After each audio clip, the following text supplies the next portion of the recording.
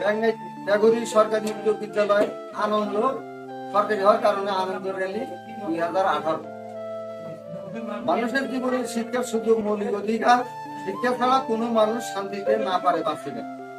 ব্যাঙ্গাইটাগুড়ি গ্রাম দুইটি অবহেলিত এলাকা ভাই, রাস্তাঘাট না থাকায় আত্মীয় স্বজন কেউ আসে না। তাই জনগণের কষ্ট দেখে এলাকাবাসী ভাবে মনে মনে রাস্তাঘাট পাকা হবে সরকারি করের সুদিদনে।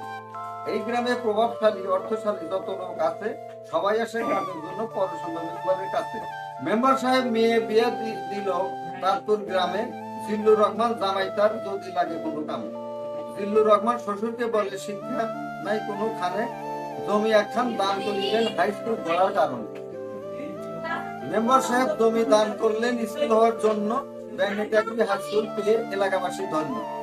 1998 সালে ব্যাঙ্গাইটাগুড়ি হাই স্কুল হয় স্থাপন। শিক্ষক সাহেবেরা বেতন পান না, তাই দুঃখ ভরা মন।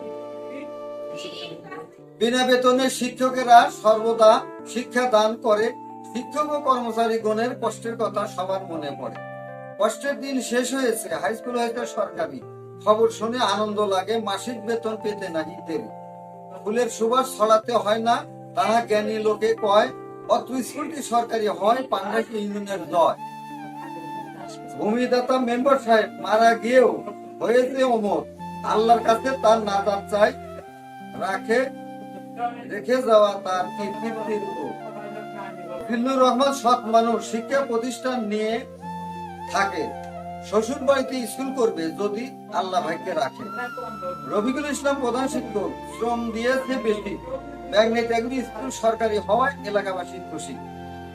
হাওর বাওর দুর্গম এলাকায় শিক্ষার আলো চাই। স্কুলটি সরকারি হওয়ায় শেখ হাসিনাকে ধন্যবাদ জানাই। ঠিক আছে। সরস্বতী কবিতা মামা শাহজাহান সরকার, সরকারি কর্মচারী অবসরপ্রাপ্ত।